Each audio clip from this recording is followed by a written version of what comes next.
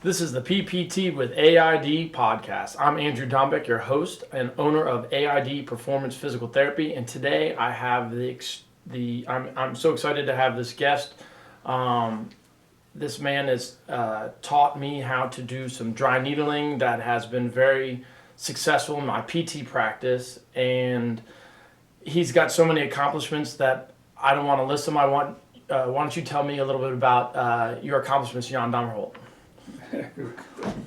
Where do I begin, I would say? Well, my first accomplishment, I think, was to be very lucky that I ran into Janet Travell, former White House physician to Kennedy and later Johnson after Kennedy was assassinated. And in the 80s, late 80s, 1989 to be exact, she did a workshop in Washington, D.C. at a hospital. I worked adjacent to that hospital, and like, oh, I never heard of Travell, that should be interesting. 3.5 hours later, she was done with her workshop, and like, oh shoot, I still have all my patients to take care of for the day in the hospital. But that was really one of the best things I've ever done, I think, just to take a break in the middle of a busy hospital day and just attend the workshop and sit back and relax and be fascinated. At that time, Travell was 88 years old, and I was like, who is this little lady who tells everyone they've been doing it wrong all these years? And she had asked for a few patients with intractable pain, and it was a little bit, in retrospect, a little bit like a hallelujah healing session at the mall in DC, because all these people were significantly better. Now, she did not do dry needling. Travell actually never did dry needling in her whole life, but these people were so much better. So after I saw all my patients, got home, started looking at so what really happened? Have I heard of this person? And I actually brought my book back opened up my books from the physical therapy training in the Netherlands, where I graduated. There was one little paragraph about Travell, and I even found some notes that I had written. I had no recollection of it doing any of that, to be honest. But so a few days later, I called her. She was in the phone book. We used to have phone books, remember? They call books with lots of names and numbers in it, the street sometimes. And she invited me to her house to talk about it. I said, how can I learn what you showed? And she said, oh, what are you doing tomorrow afternoon around 3 o'clock? She invited me for tea and cookies at her house, and that was probably the best tea and cookies I've had. I don't remember the tea and cookies. It set off a slowly growing cascades of events that eventually led me to really travel all over the world, teaching courses and speaking at conferences. I got really into publishing articles and book chapters, and it kind of took off very much to my surprise, to be honest. I had no idea that tea and cookies would lead to that. But it's been a fun journey, and I'm still going full strong, and hopefully this COVID thing is under control anytime soon, and we can pick up where we left off, because of course my travel came to a screeching halt last year like everyone else's, but yeah, that's what happened. So for our audience, probably don't know who, other than the physical therapy crowd, the layperson may not know who Janet Travell and Simmons were, but they wrote this book on trigger points or referred pain points, where if you ever grabbed your upper trap and you squeezed it and you had a pain radiating up into your head, Janet Travell and Simmons, they wrote this book and they mapped the entire body at where, if you found the trigger point there, where would the radiation go for the pain? And you've taken that information, and then how did dry needling come from that part? Well, Travell probably is best known in the general world as being one of the White House physicians. She originally was a cardiologist and pharmacologist, and in the 30s in New York, which is rather unusual. There were really not many female physicians at that time who had the chance to become physicians. In the 40s, she slowly switched more to musculoskeletal medicine, like dealing with muscles and pain. She was introduced to referred pain by some articles in the late 30s. written by a British rheumatologist, and she initially was interested because of her cardiac background as being a cardiologist. And she said, like, huh, that's interesting. I wonder if that always happens to other muscles. And she really started exploring the referred pain part. Now, we all know referred pain. We've all heard stories that when people, especially men, have a heart attack, they tend to have pain in their left arm. That's an example of an organ referring pain somewhere else. Travell really took that a lot further and confirmed these articles, the finding of these articles, that every muscle, and in fact every tissue in the body, but she really focused on muscles, can cause pain somewhere else. So I always tell people when they take our courses in dry needling, is like, if you learned only one thing, that pain is not always, almost very rarely, where patients describe. The origin of the pain, the source of the pain is usually not where patients describe the pain. Many people, let's say for example, the tennis elbow. Yeah, it could be an example I often give. You go to driving around, your purse or your backpack or whatever is on the back seat, you reach back while you're waiting for your traffic light, you hurt your shoulder a little bit, like, oh, that wasn't smart, shouldn't have done that. You take whatever you want out of your backpack or purse, whatever it is, and 4 or 5 days later you got pain in your elbow. But nothing really happened at your elbow, you just have pain in your elbow. It's like you go to the doctor or a physical therapist or chiropractor, oh, you have tennis elbow. And you're like, what would I get tennis elbow from? Many times you tweak something in your shoulder, your shoulder muscles, particularly muscles over your shoulder blade, called the infraspinatus muscle, will often go into a little bit of a contraction, but what we call taut bands or contractures. And these taut bands give pain somewhere else, usually down the arms or down the body. So that's the only thing you learn in a course, you're already a better clinician. Because many physical therapists, and really that's what I'd like to talk about the most, but I think it's rampant in the whole field of medicine. It's people go to the elbow and treat the elbow forever. And even if they don't really find much, it has to be tennis elbow, so I need to treat the elbow. But that would be the same thing if I ever would have a heart attack. Thank goodness I've never had one, but when I go to the hospital, I said, my arm is killing me. And the doctor would say, oh, that's because you have a tennis elbow. But it's exactly the same thing. If you think about it, then you'd be really devastated because in the meantime you're dying of a heart attack. Now, clearly when people have a heart attack, that's quite obvious.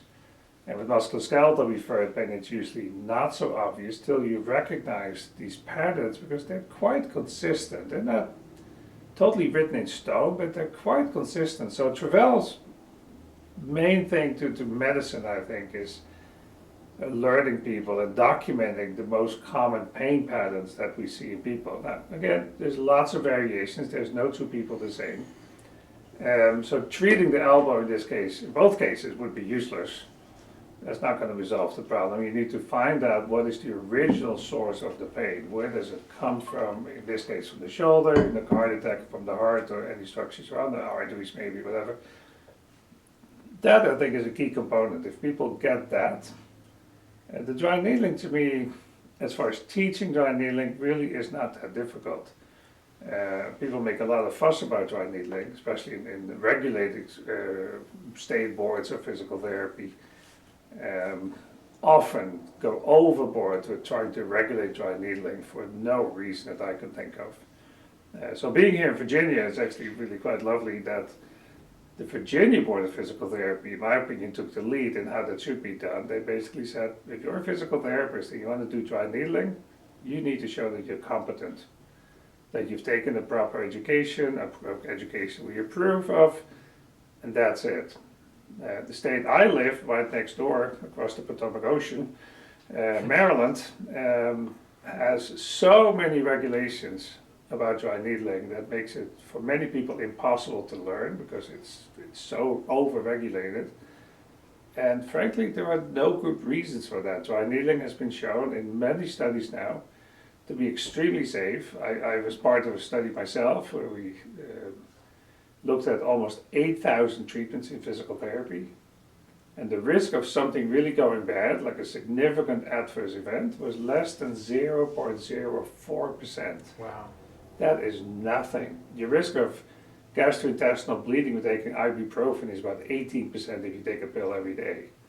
And people don't hesitate doing that. People never think about it, oh my gosh, I get gastrointestinal bleeding, although it is a leading source of death in hospitals. But people are quite okay with that. So why do we need to regulate something that has a potential side effect for 0.04% of the cases? To me, it's mind-boggling. So I congratulate Virginia on coming up with, in my opinion, the best regulations for dry needling. We still need to have a prescription, I think, from a doctor to perform it. Yeah, in Virginia you do have that, but that's really a different problem. You need that for lots of different things, and not just for dry needling. So, But I tell you, when I first took your class for the first time, probably 6 or 7 years ago, none of the doctors really knew what dry needling was, and there was a lot of education on my part trying to, send doctors journal articles, because for your class, I probably read 50 to 80 journal articles in order, for our certification. And so now it's almost commonplace that it's rare that you don't see, especially the orthopedic surgeons, not checking off the dry needling. It's just a tool in the toolbox that we have, another form of what we call instrument-assisted soft tissue mobilization. Now, I know some of the issues that have also arisen that have kind of been subsided recently is between the acupuncturist and the dry needling. The acupuncturists were trying to determine that, we as physical therapists are not have enough training to do dry needling, and I think recently there was a court case that said that another occupation cannot dictate what another occupation is able to, can and do. But one of the questions that we often get is, what is the difference between acupuncture and dry needling? A few comments on that, if you don't mind. No. I wish I could share your optimism that the battles between acupuncturists and physical therapists are over, because that's really not the case. It's okay in Virginia. Virginia acupuncturists did raise a lot of concerns about public health issues is the main issue. But last year the governor did approve the new regulations in Virginia, and because of most of the arguments did not hold water, they were not based on fact. That's Virginia, but not that long ago, 2018, I spent a week in Florida in depositions and court cases. I was in administrative court there because a group of acupuncturists, the Acupuncture Society, had sued the Physical Therapy Board for allowing dry needling, and it actually went to court. So I was an expert witness for the Physical Therapy Association of Florida, and it was not pretty at times. It was, again, most of the arguments, all the arguments of the acupuncturists were dismissed by the judge, so that was good news. North Carolina had something similar, where the state Supreme Court ruled in favor of dry needling and dismissed the concerns of acupuncturists. But New Jersey, physical therapists can't do dry needling anymore. They used to for 8 years, and then through acupuncture intervention, the Attorney General said, oh, that's not in your scope, you can't do that. It's sitting on the floor in the Senate, or it's been stopped to go to the Senate. There's an overwhelming majority of legislators in the House and Senate in New Jersey who believe this should be okay. But the Senate chairman has refused to bring it to the table for voting for 2 years already. I understand the gentleman just passed away, so sad for him, but maybe good for physical therapy in New Jersey. I don't know where that will go. Interesting, at the same time in New Jersey, all physical therapists have been approved to do COVID vaccinations.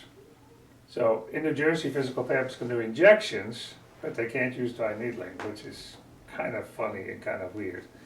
But there's still quite a few states where dry needling is not within the scope of physical therapy. New York, California, Oregon, Washington State, and there's several others, plus a whole lot of states where it's kind of a gray area still. Again, Virginia is very clear now. This is what you can do it, but you need to be competent, and there's no mention of how many hours you have to study, because that's all arbitrary. That really doesn't mean much. You can spend 200 hours with a really bad course, or you can 10 hours with the best course ever. So the hours doesn't make any sense to me. That's what most states resort to, but it doesn't make sense. So I wouldn't say those battles are over. I think there's still very much going on. I think eventually they'll fade away. I've no doubt that will happen. I mean, because the arguments don't add up. The arguments that physical therapists would pose a public health risk, which is what state boards is their main concern, is protecting the public. There is just no basis for it. I mean, our study of 7,629 treatments was done in Ireland, where I used to teach lots of courses. Last year in 2020, a bigger study came out using the same design as ours, with over 20,000 treatments here in the United States, and that showed basically the same thing. There were actually really no significant adverse events with that many treatments.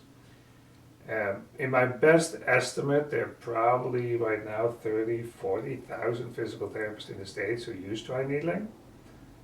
Now, in a really conservative estimate, let's say it's 40,000. Let's say they do 5 times a day they use dry needling on a busy caseload, which is probably conservative. That would be right there, 200,000 treatments a day. Take that times 5, you have 1 million treatments a day just in the United States.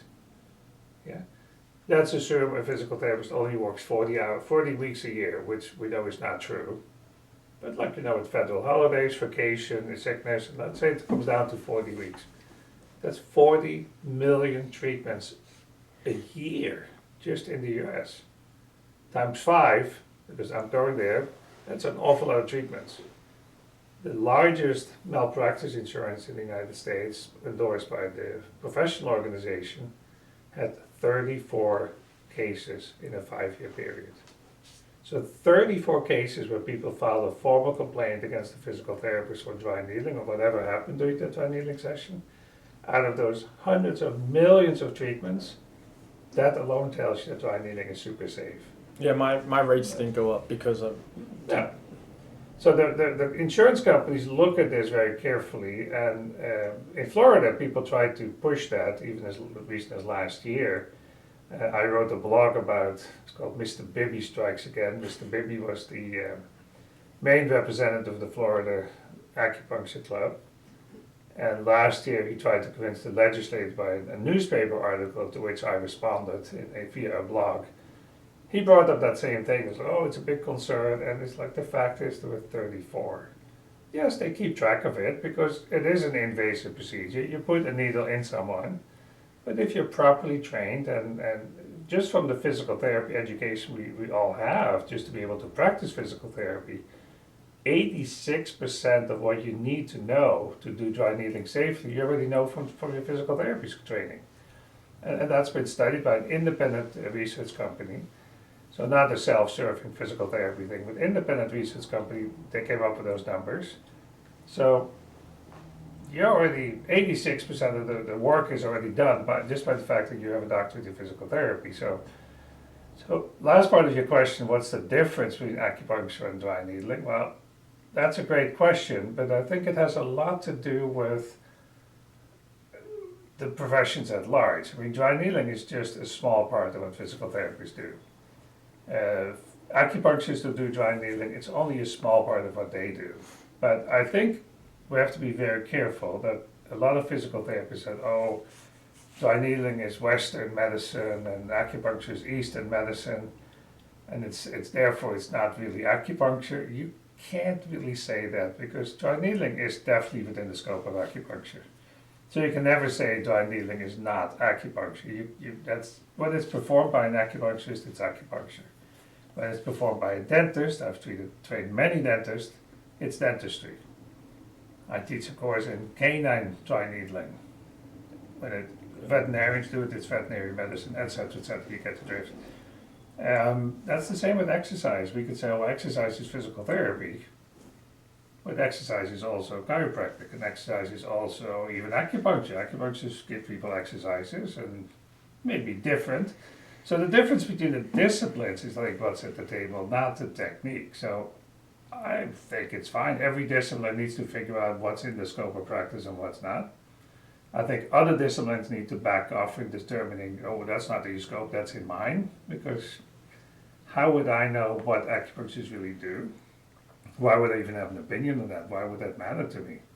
So I think we need to be a little bit more tolerant to each other. That okay, overlapping scope of practice is actually essential for a functional healthcare system. If you don't have an overlapping scope, the world doesn't really function. You need to have an overlapping scope. So yeah, there are differences, but the differences are more in the professionals' philosophies and approach. When you and I, as physical therapists, do an examination of a patient to determine is dry needling appropriate and where should we do that, it's probably not the same evaluation as an acupuncturist does. So when an acupuncturist does their evaluation, as a rule, I think it's probably a little different. But some acupuncturists, it's very, very similar.